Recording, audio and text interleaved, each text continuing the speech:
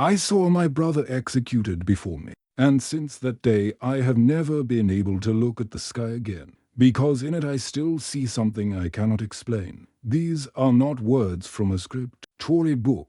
They are the shard of glass I carry lodged in my memory, the wound that has never healed. War, for those on the outside, is made of dates, strategies, and battle name. For those who were there, it is made of smell, sounds, and silence. And the worst silence of all was the one that followed the sound that took Michael's life. We were in the Hurtgen forest, a place hell itself must have designed. The tall, dark trees formed a cathedral of despair, and the ground was a sponge of icy mud, dirty snow, and the remains of men who had lost their faith weeks before. The cold was not just a temperature, it was a predator. It hunted the warmth in our bone, stiffened our muscles, and turned every breath into a stab of icy air into our lungs. We'd been captured 3 days before, and hunger had already begun to eat away at our humanity. We were a line of ghosts, kneeling in a muddy clearing, awaiting a fate we were powerless to defy. The officer inspecting us was in no hurry.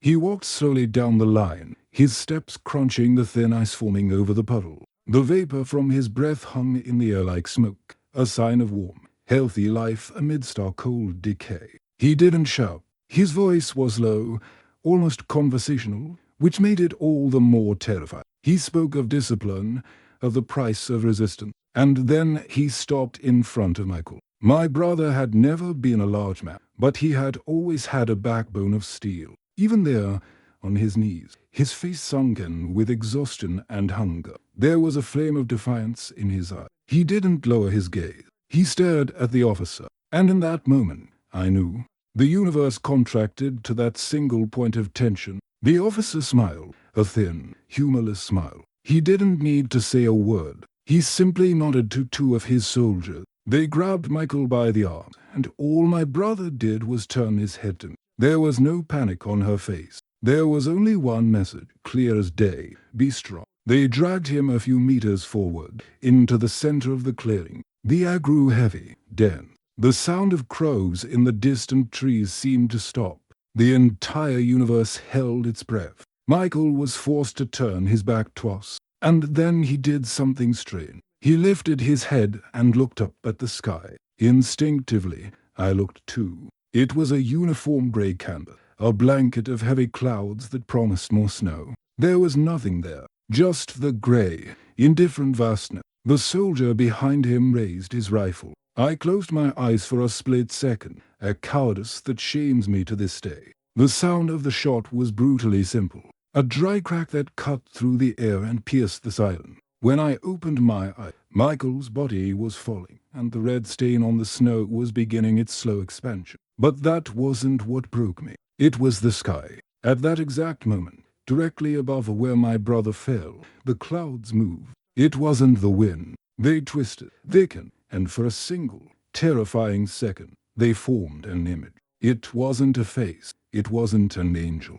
It was a hand. A gigantic hand, made of vapor and gray shadows. Its fingers splayed, as if reaching down to grab some, or to crush us all. It lasted for a blink. Then, the image faded, and the clouds were just clouds again, moving slowly in the flow of the wind. No one else seemed to notice. No one screamed, only me. I saw it. And since that day, I can't look up without feeling the weight of that hand, without wondering if it was coming to take my brother's soul or if it was just my own pain. So immense it projected itself onto the canvas of the sky, painting my own private hell so I could never forget. My name is Arthur Hayes. Today, I'm just a 98-year-old man whose hands tremble and whose stories seem to belong to a different planet. But in 1944, I was Private First Class Hayes, serial number 358871112, a rifleman in Company 112th Infantry Regiment, part of the 28th Infantry Division of the United States, the Keystone Division. They called us that because of the Pennsylvania symbol on our shoulders, but in the mud of the Hurtgen forest. We learned that we were the cornerstone being crushed to build a bridge of bodies over which others would pass. Before I was a number and a rank, however, I was just Michael's younger brother. And before the war, we were the Hayes boys of Lancaster, Ohio. Our lives weren't grand, but they were complete. The world was a meaningful place, delimited by the sound of the glass factory whistle at noon and the smell of our mother, Sarah, baking apple pie on Sunday afternoon. Our father, Thomas, was a man of few words and hands calloused from factory work. He taught us that a man's worth lay not in what he said, but in what he built and protected. And he protected our small universe with a quiet, fierce dedication. Our house was a simple white clapboard building with a front porch on warm summer nights. The only sound was the creak of my father's rocking chair and the buzzing of cricket. Michael and I shared a room in the attic. The smell of that place still lingers with me, a mixture of old wood, our dirt-stained canvas shoes, and the pages of adventure books we read by flashlight long past bedtime. Michael was 4 years older, which as a child seemed like an eternity of wisdom. He taught me how to tie my shoes, throw a baseball, and identify the constellations in the velvet Ohio sky. We used to lie in the grass behind the barn, gazing up, and he'd make up stories about heroes who lived in the stars. He was the one who protected me from school bullies and took the blame when we broke a window with the baseball. There was an unspoken pact between us, a loyalty that was stronger than blood. The world could fall apart, but as long as Michael was round, I felt like I had a shield. He dreamed of being an engineer, of building real bridges, steel structures that would defy time. Me, I just wanted to be like him. Life was a comforting routine. On Saturday, we helped our father fix the old Ford Model, and the smell of grease and oil mingled with us. I loved the feeling of belonging, of being used, of learning a trade under the watchful eye of my father and brother. On Sundays, the house filled with the smell of my mother's roast, and the family gathered around the woodman table, the same table where I did my homework. The food was simple but plentiful. The conversation was about the harvest, about the neighbors, about local politics. The war in Europe was a distant noise, something we heard on the radio, like a story from a fictional country. It wasn't real. Not to us. Reality was the color of my mother's cotton dress, the texture of my father's flannel shirt, the taste of fresh well water. Reality was Michael's laugh when I told a bad joke.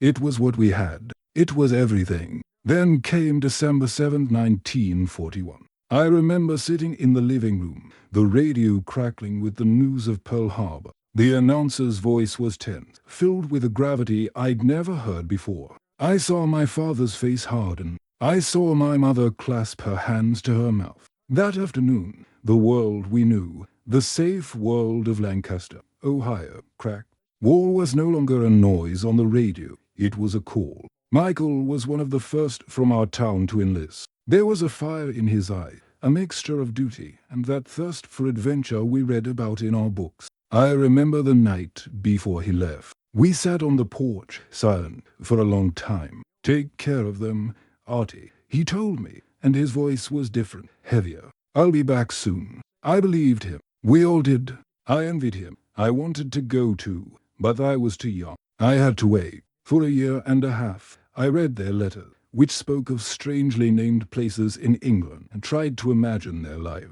As soon as I turned 18, I enlisted. I didn't do it just out of patriotism. I did it because I couldn't bear the thought of being safe at home while my brother was out there. I needed to be with him. I needed to be sure my shield was safe. Saying goodbye at the train station was the hardest thing I've ever done. My mother wept silently. My father gave me an awkward but strong hug and told me to keep my head down. I promised. But as the train pulled away, and I watched their figures dwindle on the platform, a cold fear gripped me. The world was no longer our pie-scented home. It was an unknown, hungry machine, and I was heading straight for its guts, with the naive hope that somehow I could find my brother and the two of us together could survive it. My journey to the front began with the Atlantic crossing, a nightmare of seasickness, the smell of vomit, and fear confined to the hull of a transport. But the true humiliation, the first wound not inflicted by the enemy, awaited me in France, in a place we called Rebel Devil, the replacement depot. It was a muddy purgatory near Cherbourg, a vast encampment of sodden tents under a sky that never stopped weeping a fine, freezing rain. There, I ceased to be Arthur Hayes of Lancaster, Ohio. I became a number on a clipboard, a body being dispatched to fill the hole left by another body in some unit on the front line. The idealization of war, the noble image of the soldier I had in my head, died there. Drowned in that mud, we were treated like cattle. Sergeants with perpetually angry faces shouted contradictory orders at us, made us march aimlessly in the rain, stood in lines for hours to receive a ladleful of watery stew that barely warmed our stomach, and then stood in another line to use a filthy latrine. The goal, I later understood, wasn't to train us. It was to break us. It was to drain us of any shred of individuality, so that we would become interchangeable parts in the vast, indifferent war machine. In this sea of anonymous, frightened faces, I clung to a single talisman, a small photograph, worn at the edge, that I kept in the inside pocket of my tunic. In it, Michael and I stood in front of our old fort, the summer before it drove away. We were smiling, our teeth white against skin tanned by the Ohio sun. Our arms were draped over each other's shoulders. Behind the lens, I knew our mother was smiling. That photograph wasn't just paper. It was proof that a world of sunshine, smiles, and safety existed. It was my anchor point, my private promise that when all this was over, there would be a place to return. On particularly cold and miserable night, I would burrow deep into my sleeping bag, flick a lighter for a split second in the darkness, just to glimpse that moment frozen in time. It was my secret act of rebellion against the misery that surrounded us. The man in charge of our replacement platoon was a sergeant named Foley. He was a veteran, fresh from the Normandy campaign, and he carried a piece of shrapnel in his leg that gave him a limp and a resentment in his heart that made him cruel. Foley didn't see us as young recruits. He saw ghosts waiting to happen. He hated us for our naivete, for still having light in our eyes. He hated that we had to learn the hard way what he already knew, that there was no glory, only survival. One afternoon, during a surprise inspection, he dragged us from our tents into the rain. We stood in formation, shivering with cold, as he walked down the line, his small, hard eyes searching for any infraction. He stopped in front of me. "Empty your pocket, soldier." His voice was like gravel. With trembling hand, I obeyed, taking out a handkerchief, my pocket knife, and finally, the photograph. He snatched it from my hand. "What's this?" he growled, holding a small square of paper between his mud-stained fingers. "My family, Sergeant. My brother," I said, my voice barely audible. He looked at the photo, then back at me. A sneer formed on his lips. "Your brother," he repeated, the word sounding insulting. "Let me tell you something about brothers and families, recruit. They're weights. They're anchors that will drown you the first time you need to swim fast. This thing here," he said, waving the photo in my face, "is a one-way ticket to a coffin. You'll think of them when you should be thinking about aiming. You'll hesitate when you can't hesitate. And you'll die." He turned to the rest of the platoon. "Look at this kid. He thinks he's on a picnic.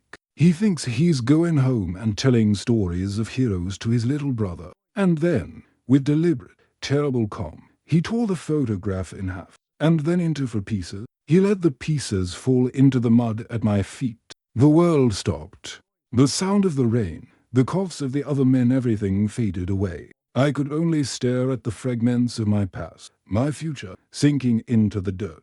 I felt no anger. The humiliation was so profound, so absolute, that it passed right through the anger and turned into a cold emptiness. I felt the heat rise to my face, the tears wanting to come, but I forced them. Crying in front of him would be his final victory. I just stood there, standing at attention, as the rain washed the mud over the remains of my only treasure. That night, I asked Foley which unit I was being assigned to. I still held out hope of finding Michael. He looked at me with his dead eyes and said, 28th Division. Nickname, Bucket of Blood. If your brother is there, you'll find him soon. The living don't stay there long. That was my true rival at war. Not with the sound of gunfire, but with the sound of a piece of paper being ripped and the realization, to survive, I might have to become a monster like Foley, a man with no past and no hope. The transition from the purgatory of the replacement depot to the hell of the front line was marked by a truck ride that bumped over potholed roads,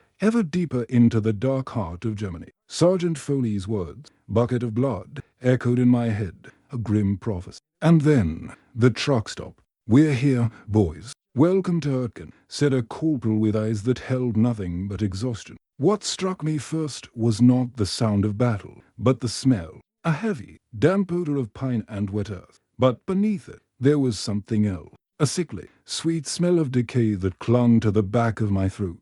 And then the cold. A cold that seemed to emanate from the ground itself, rising through the soles of my boots and lodging in my bone. The forest was our enemy as much as the German. It was an ancient, malignant entity, with trees so tall and dense they blocked the sun, plunging the day into perpetual twilight. The ground was a swamp of mud, decaying leaves, and treacherous tree roots that seemed to twist and twitch to trip us. The horror began subtly, creeping in. The first step was sound. War was a constant, maddening symphony. There was the distant, deep rumble of our own artillery, a comforting thunder that reminded us we were not alone. But there was also the sharp, rising whistle of enemy mortars, a sound that made every muscle in our bodies tense, followed by the violent explosion that hurled stone. And deadly shrapnel in every direction. Worst of all were the 88s, the dreaded German cannon. Their shells traveled faster than sound.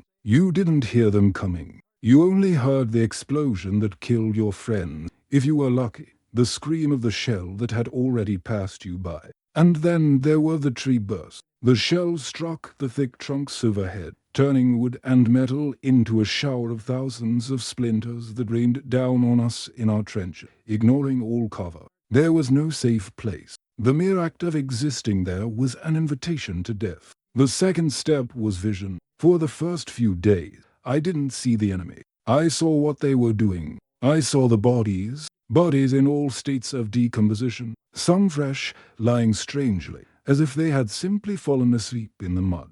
Others older, swollen and pale, slowly being reclaimed by the forest. I remember stumbling over a hand sticking out of the dirty snow, its fingers frozen in a gesture of supplication. I saw men with wounds my Ohio farm boy mind couldn't process. Men without legs, men with disfigured faces, men staring into space with eyes that no longer saw anything of this world. Gradually, death became banal. The initial shock gave way to a functional numbness. You passed a dead comrade, perhaps murmured a prayer, but kept walking, because stopping meant becoming the next. I was assigned to a squad of veterans, or what was left of it. They were men in their early 20s who looked like they were in their 50s. There was Sal, a fast-talking New Yorker who told terrible jokes to mask his fear. There was Peterson, a quiet giant from Minnesota who read a pocket Bible whenever he had a moment of peace. And our sergeant, Elias, a man whose fatigue seemed to have been carved into every line of his face. They didn't welcome me. They just handed me a shovel. "Dig, boy, and dig deep," was all Elias said. My first night was spent in a damp hole, shivering uncontrollably, as the world exploded round. I didn't sleep. I only heard the screams of the wounded in the darkness, calling for their mothers, until the sound faded to a low moan and, finally, silence. My first real combat wasn't a heroic charge. It was a confused patrol through dense fog. We could barely see 10 meters in front of us. The only sound was our own footsteps in the snow and the dripping of water from the trees. Then, all hell broke loose. The sound of a German machine gun, an MG-42, which we called Hitler's Saw because of its frighteningly fast rate of fire. The sound tore through the silence and the air around us. We threw ourselves into the mud. I saw nothing to shoot at, only flashes of yellow light in the fog. Panic overcame me. My training vanished. I was just a terrified animal. I began firing in the direction of the flash, my M1 rifle bouncing on my shoulder, the hot shells ejecting near my face. The noise was deafening. The smell of burning powder and wet earth filled my nostrils. Beside me, I heard Sal scream. A sharp cry of pain, abruptly cut off. I looked and saw that his helmet had a perfect hole in it, and he was motionless, his eyes still open, staring at the grey forest canopy. My brain refused to accept it. A minute ago, he'd been complaining about the cold. Now, he was nothing. The patrol dissolved into chaos. We retreated in disarray, dragging our wounded, leaving our dead behind. When we returned to our line, I was covered in mud and another man's blood. I didn't even know if I'd hit anything. I only knew that Sal was dead, and that the only reason I was alive was pure, stupid luck. This was the escalation of horror. It wasn't a single event, but a succession of losses and brutalities that corroded our soul. Peterson, the quiet giant, was killed by a tree burst a week later while reading his Bible. He never made a sound. He simply fell to his side. The war didn't care about his faith. With each man who fell, a piece of us died with him. We stopped learning the names of our replacement. They were fleeting faces, destined to fill a space for a few days, if they were lucky, a few weeks. Hunger was constant. Our frozen rations were inedible. Trench foot, a condition in which feet began to rot inside damp boots, crippled more men than enemy bullets. We began to resemble the dead round, pale skin, sunken eyes, slow and clumsy movement. Hope became a luxury we could no longer afford. As I tell this, I know it sounds like a scene from a movie, but it was alive, every second. It was the ground shaking beneath our feet, the metallic taste of fear in our mouth, the infinite weight of watching our friends die. That's why it's important that these memories don't die with. If you feel the weight of these words, if you believe these stories need to be heard, like this story so it reaches more people, and subscribe to the channel so you don't miss what's to come. It is our way of ensuring that the sacrifice of so many good men is not forgotten in the silence of time. Amidst all this, I still searched for Michael. In every lull, I asked soldiers from other company, any new face that appeared. Do you know Michael Hayes? From Baker Company. The answers were always the same. I shrugged. A blank stare. Hayes? I think I heard that name. Baker Company. I think they were wiped out near Schmidt. Each answer was a small blow, sapping the last spark of hope I had left. The army was a gigantic, anonymous beast. Finding a single soldier amidst that chaos was like trying to find a needle in a burning haystack. The forest continued to devour, one man at a time. The horror didn't lessen, it only deepened, becoming the new normal. We no longer lived, we simply postponed death, one day at a time, in a place where the sky was never visible and God seemed to have taken a permanent vacation. And the worst was yet to come. I could feel it. The forest promised us this with every gust of icy wind that passed through its dark, silent trees. The hell of the Hurtgen forest finally spat out what was left of us. Decimated, exhausted, and with morale in tatters, the 28th Division was sent to a so-called quiet sector along the Our River in Luxembourg. The trees there were thinner, the snow cleaner, and the silence was the most shocking change. After weeks of frayed nerves under the constant din of death, silence was a disconcerting luxury. We received our first hot meals in weeks, new dry socks, most importantly, letters from home. It was in one of these letters, read with still shaky hand, that my mother mentioned that Michael had written from a place near a town called. My heart leaped. I looked at a map with Sergeant Elias. Wiltz was less than 20 miles from where we were. For the first time in months, a seed of hope, fragile and stubborn, began to sprout in the frozen soil of my soul. Elias, seeing the expression on my face, something he probably hadn't seen on a soldier in a long time, was surprisingly accommodating. Go, he said. Hitch a ride with the supply train tomorrow. But if you're not back in 48 hours, I'll list you a WOL. I needed no further encouragement. That night, I could barely sleep, anticipation a fever inside me. The journey was tense, but the image of my brother's face kept me going. I found Baker Company in a small village, sheltering in barns and abandoned farmhouses. I asked for Michael Hayes, and a soldier pointed me to a barn. There he was, sitting on an ammunition crate, cleaning his rifle. He looked older. There were lines of wear around his eyes that hadn't been there before, and his face was thinner, more angular. But when he looked up and saw me, for an instant, time receded. We were just the Hayes boys from Lancaster, Ohio, again. Artie, he said, his voice a mixture of shock and disbelief. We hugged in the middle of that cold bar, a desperate embrace, as if trying to fuse with each other, to reassure ourselves that we were real. We didn't say much. We didn't need to.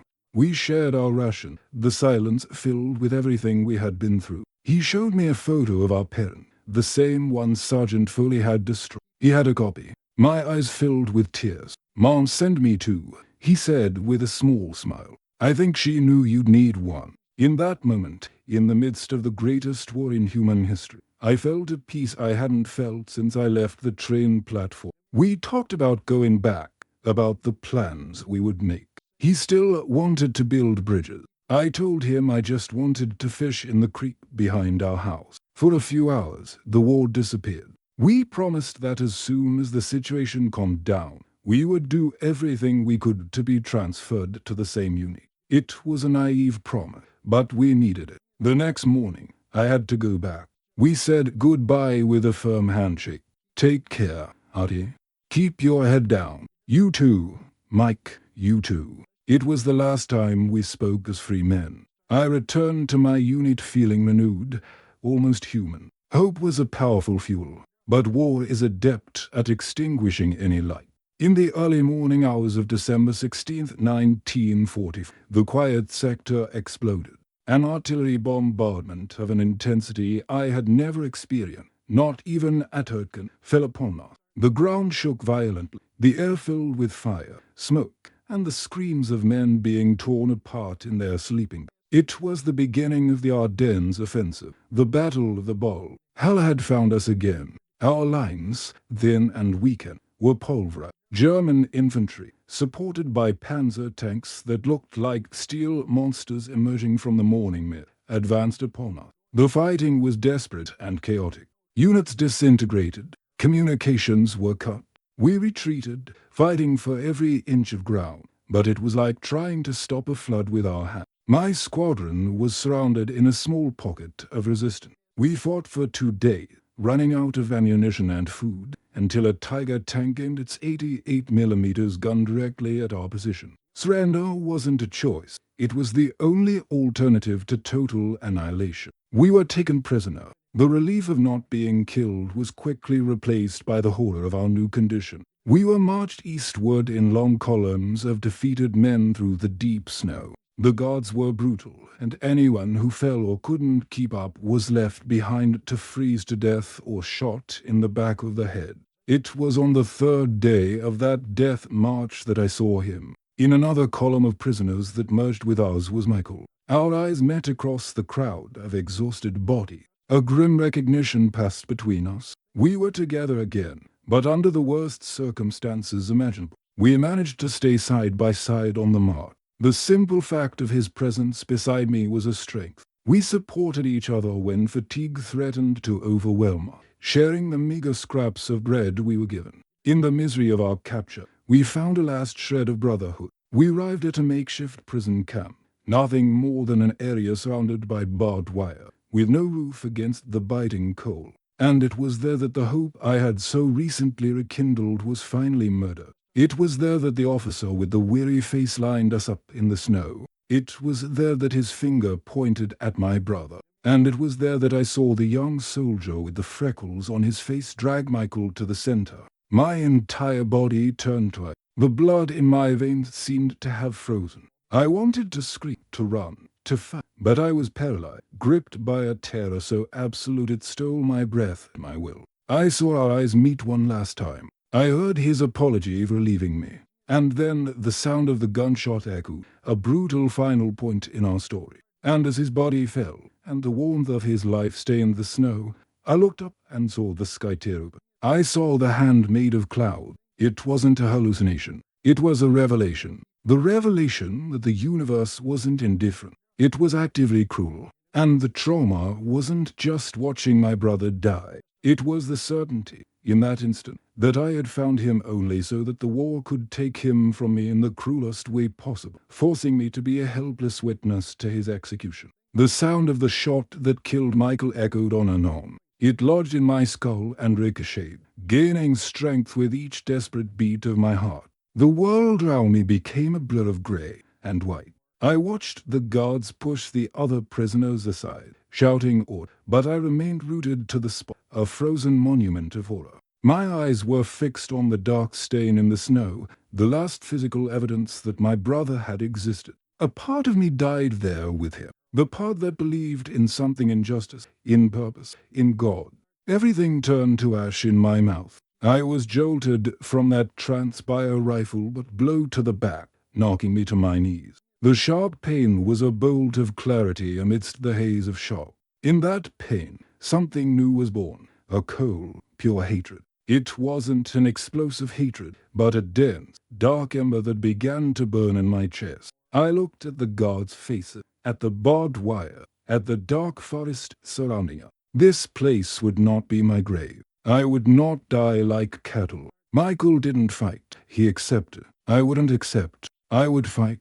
I would spit in the eye of fate that had brought me here. That night, the temperature plummeted and the wind began to howl, bringing with it a blizzard that seemed sent by the devil himself. It was a swirling white veil that reduced visibility to almost nothing. For the guard, it was misery. For me, it was an opportunity. I found Sergeant Elias among the prisoners. His eyes, which I had always seen filled with infinite weariness, now held the same ember of hatred that burned within. Tonight, I whispered, the steam from my breath instantly stolen by the wind. He didn't ask what or why. He just nodded, once, sharply. The plan, if you could call it that, was desperate simplicity itself. We would wait for the changing of the guard in the middle of the night, the moment of greatest confusion and cold, and run east of the fence, toward the forest. The blizzard was our only ally. The howling wind would muffle our footsteps, and the blinding snow would hide us from the watched.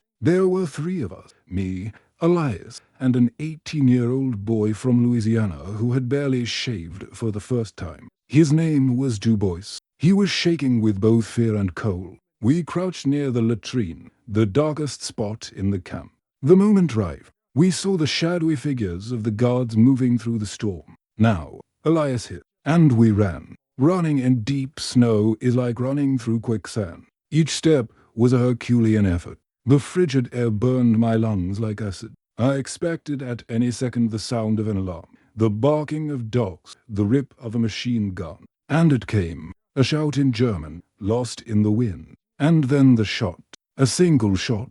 I heard a dull thud behind me. I didn't dare look back. I knew it was Dubois. The ember of hatred in my chest burned brighter. I threw myself against the barbed wire. The sharp points tore at my tunic and skin, but adrenaline was a powerful anesthetic. Elias was right behind me. We broke through and dove into the cover of the first tree, and then we ran. We ran like animals, without direction, only away from that cursed place, while the sounds of more gunshots and screams were lost in the fury of the blizzard. The forest was a nightmare maze. The snow was knee-deep, turning every meter into a kilometer. The wind bit at our clothes and skin. We lost track of time. Hours passed, or maybe just minutes. The adrenaline began to fade, giving way to overwhelming exhaustion and the pain of my wound. Elias, older and already weakened by months of combat, began to falter. He stumbled and fell. I tried to help him up, but he brushed my hand away. "Go, Hayes. Don't stop. I'm not leaving you, Sergeant." "That's an order," he gasped, the snow already piling up on. "Make this worth it." His eyes closed. I knew if I stayed, we would both die. Leaving him there was the second hardest thing I'd ever done in my life. The first had happened the day before. I continued alone, the world reduced to a primal struggle, taking the next step. The cold was a constant physical pain, a torment that promised the sweet relief of eternal sleep. Hunger gnawed at my stomach.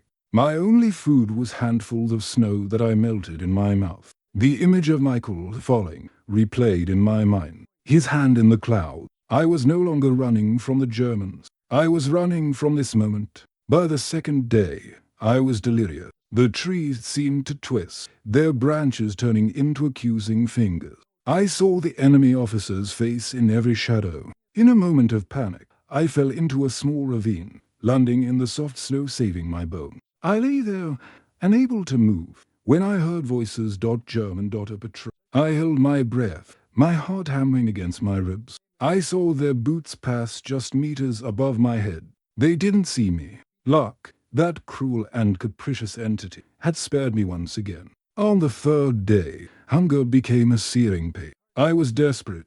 That's when I saw an abandoned hunting lodge, almost completely covered in snow. With my last bit of strength, I dug the entrance and crawled There was a single German soldier there, probably a scout who had become separated from his unit, sleeping wrapped in a blanket near a dead fireplace. He was young, not much older than me. For a moment, I hesitated. He looked like just a boy. But then the image of Michael, of Elias, of Du Bois flooded my mind. The embers of hatred became a furnace. I grabbed a piece of heavy wood from beside the fireplace. What happened next wasn't the act of a soldier. It was the act of a cornered animal. It was ugly, silent, and terribly intimate. I felt nothing. No triumph, no remorse. Only a deep emptiness. I found a piece of stale bread in his backpack and devoured it like a wolf. I pulled his winter coat over my torn uniform and continued. I was becoming a monster to survive. I was now the embodiment of that forest, cold, brutal, and indifferent. By the fourth day, I could no longer walk.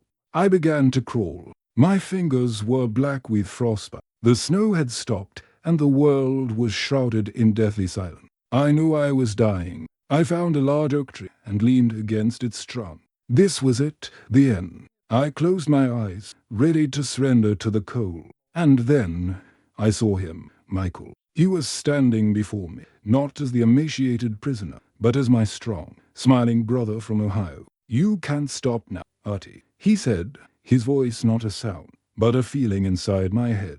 "Be strong." The same parting phrase, the same final message. A wave of something guilt, love, duty ran through me. I couldn't die there. I had to live. I had to tell their story. I opened my eyes. It was a hallucination, I knew, but it was real enough. With a scream that tore from my throat, I rose to my feet and staggered forward. I don't know how long I walked. My mind was blank. I was just an automaton, driven by a memory. It was the sound of an engine that snapped me out of my trance, a jeep, with a white star painted on the hood. It stopped.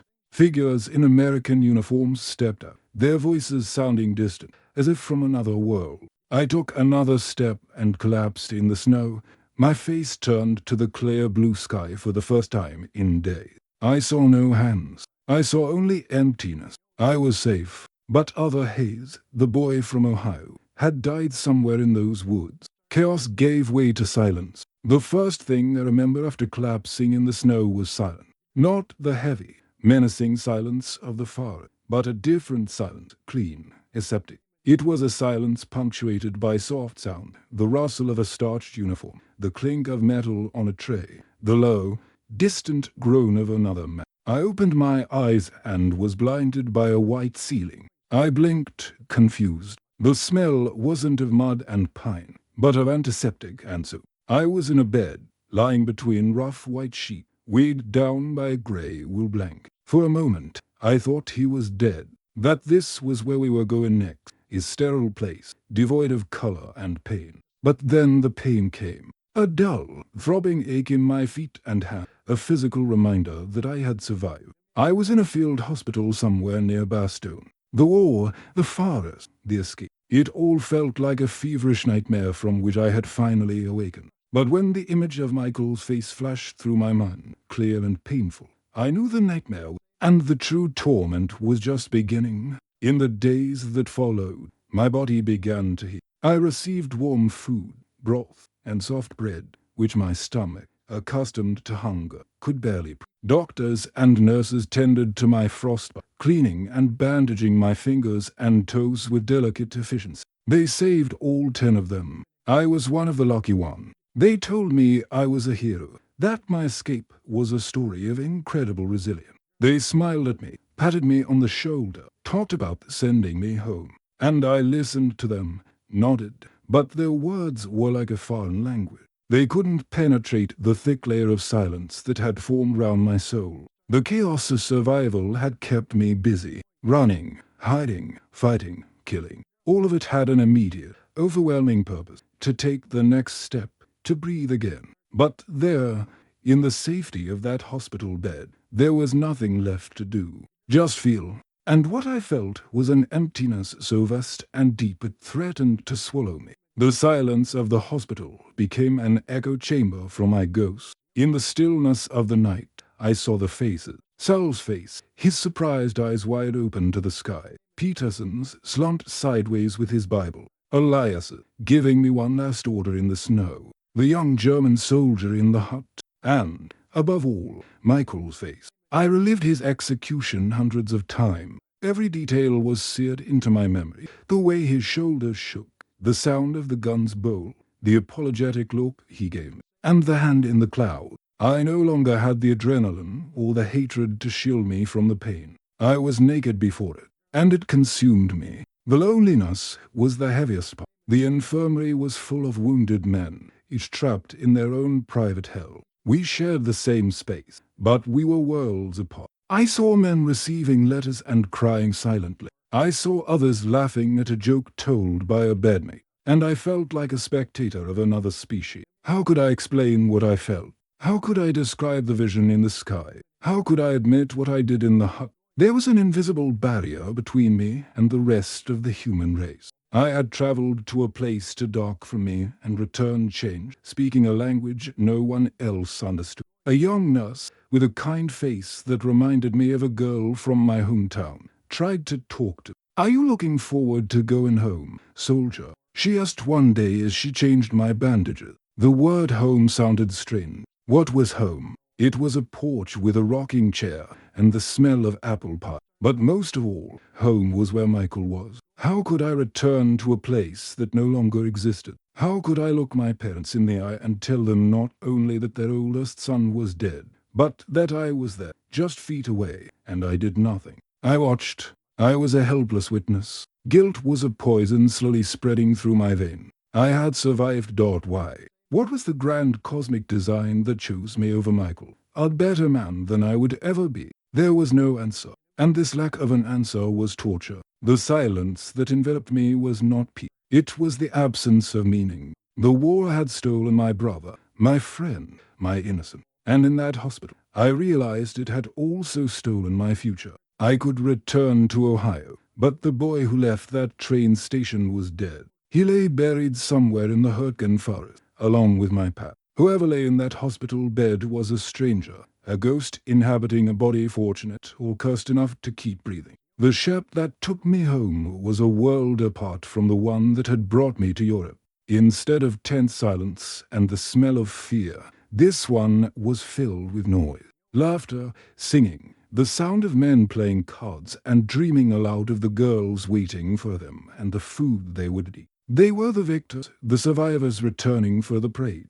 And I was among them, but not one of them. I was a silent spectator, a ghost in the midst of the celebration. While they toasted the future, I was chained to the past. Every wave that brought us closer to America was a wave of dread that hit me. I wasn't returning home. I was being sent on my final and most terrifying mission, to be the messenger of death. The train ride from New York to Ohio was a torture of beauty. Green field, peaceful town, children waving at the train. The country I fought for was intact, vibrant, innocent. And I hated it for it. I hated normality, the fact that the sun still shone and people still smiled, as if nothing had happened. I was a fragment of a dark planet that had landed in a world of light, and my own darkness seemed to desecrate everything I saw. When I got off at Lancaster Station, the same platform from which I had departed with a heart full of naive pride, I saw my parents. My mother,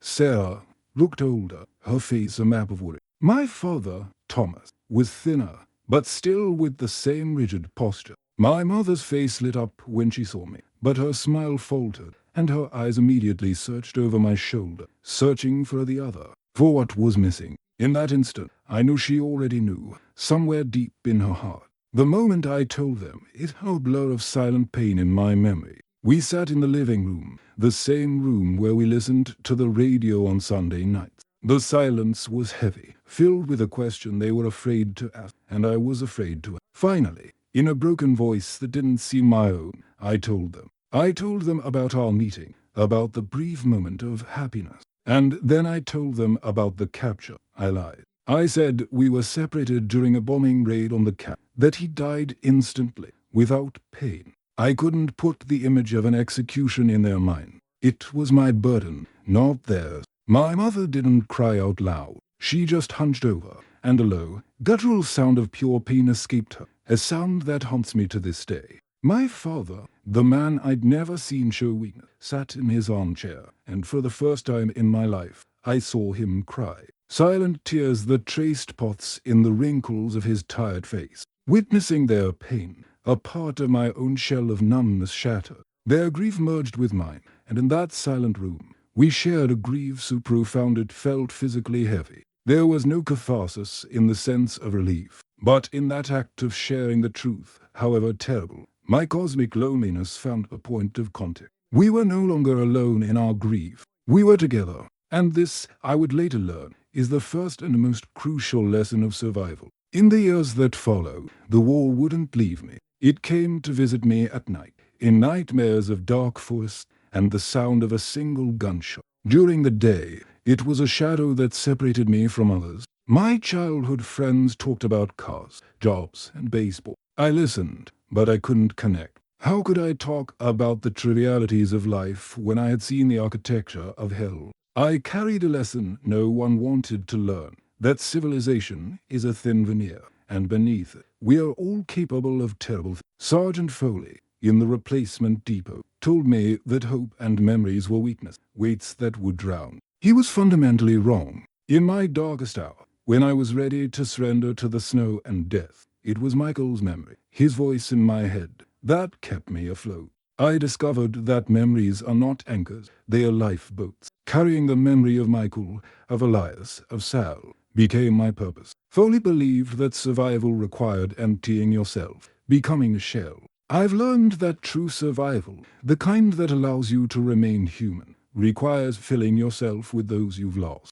I live not only my life, but the echoes of the life they didn't have. The strength I thought mattered was physical strength, courage in battle. But true strength is what it takes to wake up every morning and choose life, even when death seems easier. It's the strength to carry grief without letting it destroy you, to transform pain into a silent memorial. I didn't build the steel bridges Michael dreamed of, but I spent my life trying to build small bridges of understanding between people, to live with the decency and kindness he embodied. And the hand in the sky. For a decade, I struggled with that image. I tried to rationalize it as a hallucination, a trick of my traumatized mind, a bizarre cloud formation in a moment of extreme tension. Maybe it was all of these things, or maybe not.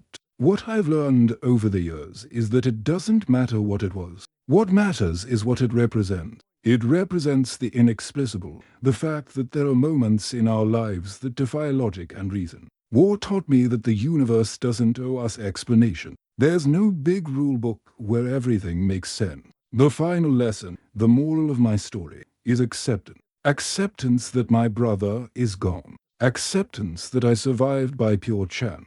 Acceptance that I will carry these scars forever. And acceptance that some questions will never have answers. Life isn't about finding all the answers. It is learning to live with the questions and finding peace not in knowledge, but in the remembrance and love that endure long after the smoke of battle has dissipated. Today, the smell of grease and old wood fills my small workshop in the back of the house, the same place where my father taught me to repair an engine and where Michael and I spent countless Saturday hours dreaming of the future. The tools hanging on the wall are worn with age and use, each telling a small part of my life story. I don't build much anymore. My hands aren't as steady, but I come here to be silent. It's a sanctuary. The wooden beams saw my children grow up, and the cement floor is stained not just with oil but with the memories of an entire life rebuilt, piece by piece, on the foundations of what I lost. I got married, I had children, and they gave me grandchildren. I lived a good, simple life, the kind my father would have approved of. I worked in the same factory as him for 40 years.